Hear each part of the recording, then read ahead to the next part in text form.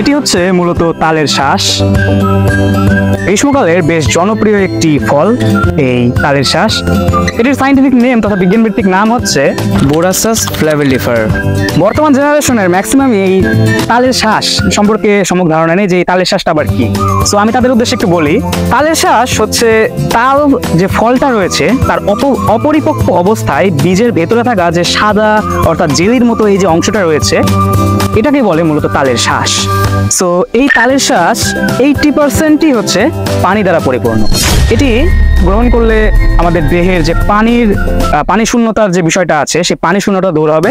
আমাদের কারো কোষ্ঠকাঠিন্য, ডায়রিয়া হলে বিশেষ করে ডাক্তাররা অর্থাৎ চিকিৎসকেরা আমাদেরকে এই তালের শ্বাস সাজেস্ট করে থাকেন।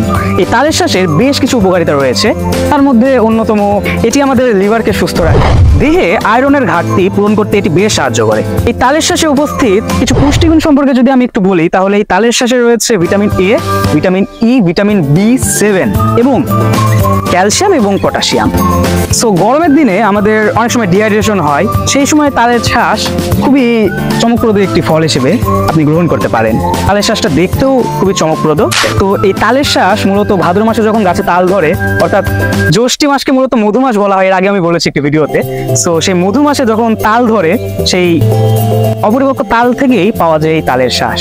সো তালের শ্বাস নিয়ে আজকের ভিডিও এই পর্যন্ত। এরকম আরো ইন্টারেস্টিং ভিডিও দেখতে আমাদের ইউটিউব চ্যানেলের আমরাও শিখবো ইউটিউব চ্যানেলের প্রাকৃতিক বিজ্ঞান নামক এই প্লেলিস্টে আপনারা একবার জাস্ট ঘুরে আসুন। সেইখানে এইরকম তালের শ্বাস রিলেটেড আপনাদের পছন্দনীয় আরো অনেক ধরনের ভিডিও আপনারা পেয়ে যাবেন।